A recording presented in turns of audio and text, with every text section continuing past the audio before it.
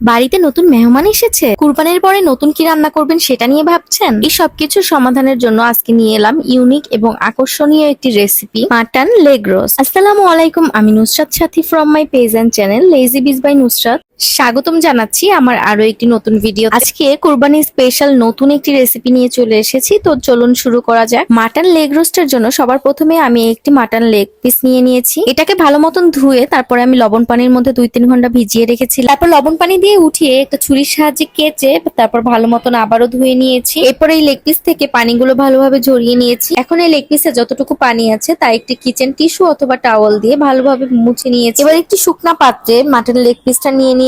Mutton leg পিসটা marinate করে রাখার জন্য সামান্য কিছু মশলা দিব। 1/4 কাপ আদা রসুন বাটা থেকে আমি এখানে 1 টেবিল চামচ দিয়ে দিচ্ছি 2 টেবিল চামচ পাউডার মিল্ক, আরো দিচ্ছি 1 টেবিল চামচ মরিচ গুঁড়া আর 1 টেবিল চামচ ধনে জিরার গুঁড়া, 1 চা চামচ লবণ দিয়ে দিচ্ছি। এবার দিচ্ছি 1 টেবিল চামচ সয়া সস, 1 টেবিল চামচ সিরকা, 1 টেবিল চামচ টমেটো সস, আরো দিচ্ছি একটি স্পেশাল মশলা, অর্ধেকটা জয়ফল, 7-8 টুকরা জয়ত্রী, 8-10টা গোলমরিচ, 2 চা চামচ পোস্ত দানা, 2 চা চামচ শাহি জিরা। সবকিছু একসাথে গুঁড়া করার পরে আমার 2.5 টেবিল চামচ হয়েছিল, সেখান থেকে আমি আধা টেবিল চামচ মশলা দিয়ে দিলাম। এবার সবগুলো মশলাকে একসাথে ভালোভাবে মাটন লেগ পিসটার সাথে ম্যারিনেট করতে হবে। খুব ভালোভাবে ম্যারিনেট করতে হবে। যে অংশগুলো কেচে নিয়েছিলাম ওগুলোর ভিতরে মশলাগুলোকে হাত দিয়ে ভালোভাবে চেপে চেপে ভরে নিতে হবে, যাতে ভিতরেও মশলাগুলো ঢুকে। ম্যারিনেট করা হয়ে গেলে এটাকে কমপক্ষে 2 থেকে 3 ঘন্টা রাখতে হবে। ওভারনাইট রাখতে পারলে আরো বেশি ভালো হয়।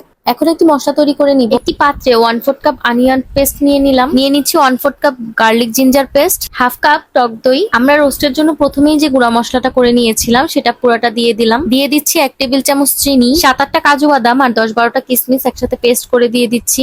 1 চা চামচ মরিচের গুঁড়া, 1 চা চামচ ধনে জিরার গুঁড়া আর লবণ স্বাদ মতন দিয়ে দিচ্ছি। এবার মশলাগুলোকে খুব ভালোভাবে মিক্স করে নিব।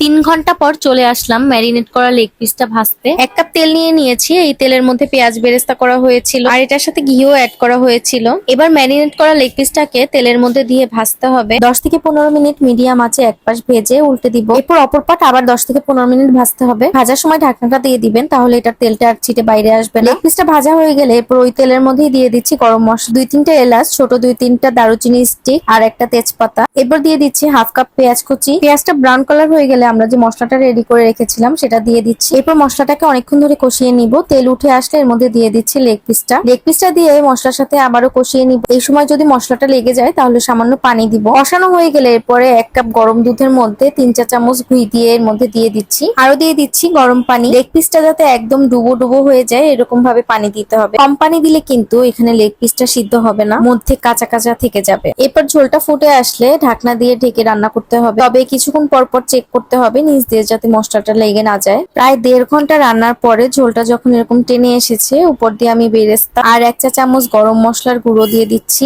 এরপর আপনাদের পছন্দ মতন ঝোল রাখবেন। Here is our amazing mutton leg roast ready to serve. অতিথি আপ্যায়ন অথবা ফ্যামিলি প্রোগ্রাম কিংবা আপনার পরিবারের প্রিয়জনদের জন্য বানিয়ে ফেলুন এই মজাদার mutton leg roast. Pulao, biryani অথবা নান পরোটার সাথে সার্ভ করতে পারেন এই মাটন লেগ রোস্টটি। অথবা আপনি যদি কোনো প্লেটার রেডি করতে চান সেখানেও আপনি এইভাবে মাটন লেগ রোস্ট রান্না করতে পারেন। আজ এতটুকুই, দেখা হবে নেক্সট কোনো ভিডিওতে। টিল দেন সবাই সুস্থ থাকুন, ভালো থাকুন, আল্লাহ হাফেজ।